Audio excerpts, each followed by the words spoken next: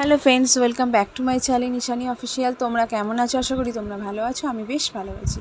তো শুরু করছি আজকে একটা নতুন ভিডিও নিয়ে তোমাদের সামনে, আর তোমরা দেখতে থাকো আমার ভিডিওটা। আর দেখো, সকালবেলা নিয়ে চলে এসেছি চিংড়ি মাছ বাচ্ছি, লাউ চিংড়ি করব। কালকে ও বাড়ি গিয়েছিলাম, হঠাৎ করে ঝড় বৃষ্টি শুরু হওয়াতে গাছ ফাছ পড়ে গিয়ে লাইট বন্ধ হয়ে গেল, মানে কারেন্ট চলে গেছে। কারেন্ট চলে যাওয়ার জন্য রাতে তো ঘুমাতে পারবো না, আর প্রত্যেকবার কারেন্ট চলে যায় কিন্তু আবার এসে যায়, কিন্তু কালকে কারেন্ট আসার কোনো সম্ভাবনা ছিল না। তার জন্য বর বললো ও বাড়ি যেতে, ও বাড়ি গিয়ে ঘুমাবে। তো আমি, মেয়ে, বর তিনজন মিলে রাতে খাওয়া দাওয়া করে চলে গেছি। আর চলেও আসলাম সকাল সকাল, কারণ দেখো রাতের বাসন টাসন সবই রাখা ছিল। তো কেমন একটা লাগে বলো না।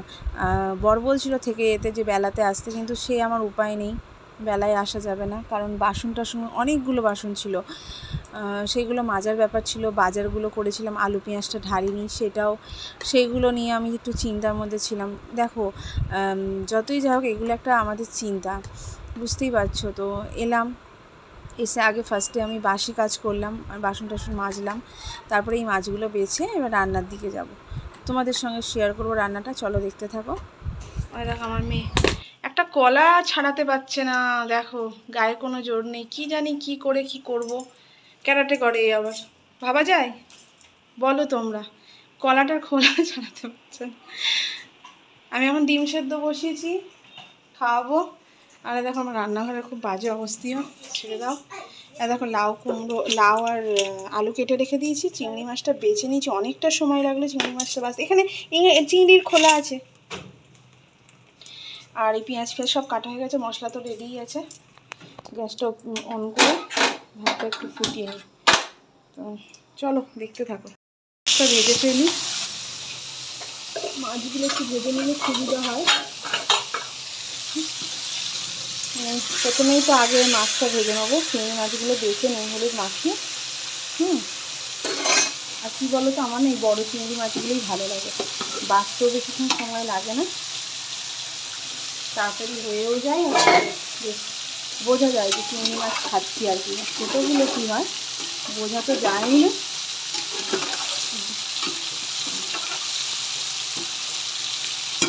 ভাতের মধ্যে একটা ডিম দিয়ে দিয়েছিলাম সেদ্ধ করতে, ওটাকে এখন বার করছি।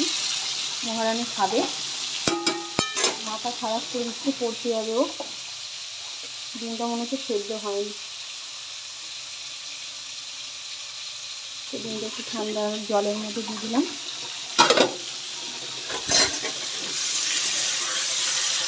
আজকে হবে লাউ দিয়ে চিংড়ি মাছ দিয়ে রান্নাটা, তোমাদেরকে একবার দেখাবো কেমন কি রান্নাটা ঠিকঠাক করছি কিনা একটু জানিও, যেরকম পারি করছি আর কি। এগুলো ভেজে নিয়েছি, লাল লাল করে তুলে নিয়েছি, এবার পেঁয়াজ ছাড়বো।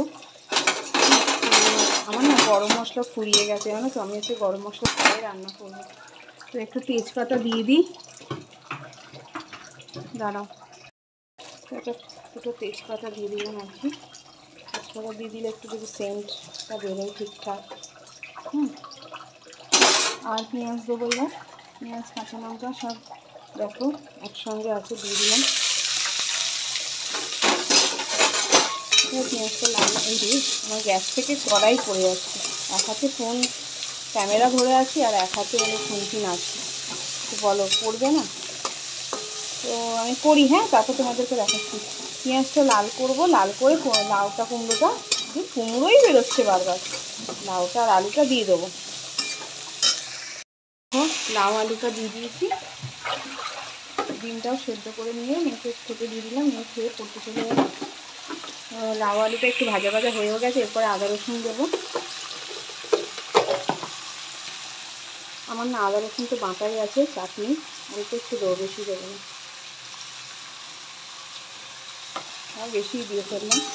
এবার আদা রসুন দিয়ে বাড়িতে কষবো। আচ্ছা, এবার সব মশলা দিতে হবে, যেমন দেখো জিরে ভাজা, একটু ধনে গুঁড়ো দেবো, একটু মাংসের মতোই রান্না করবো আর কি। এত সময় না কিছু রান্না করতে পারতাম না, তো এখন সব শিখে গেছি। তাই আমি নিজেও ভাবি সব মেয়েদেরই এই হয়, এটা শুধু আমার বলে নয়। একটু গোলমরিচ গুঁড়োটা দেবো,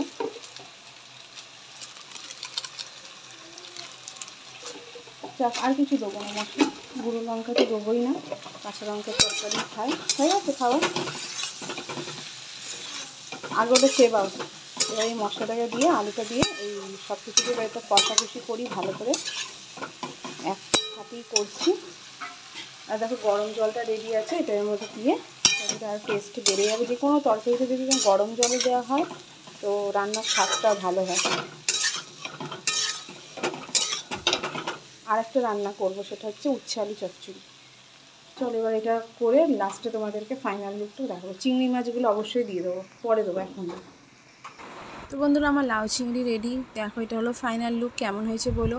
লাউ চিংড়ির সাথে আমি করেছি ভেন্ডি ভাজা, মেয়ের জন্য এখনও আমের চাটনি আর উচ্ছে আলু চচ্চড়িটা হবে। তো ভালো লাগলে ভিডিওটা আমার লাইক কমেন্ট করো, আর আমাকে সাবস্ক্রাইব করো, আমার পাশে থেকেও সাপোর্ট করো আমাকে। আর ভিডিওটা বাড়ালাম না, এখানেই এন্ড করলাম। আর কি বলবো, আবার তোমাদের সামনে নেক্সট ভিডিও নিয়ে আসবো, খুব তাড়াতাড়ি দেখা হবে।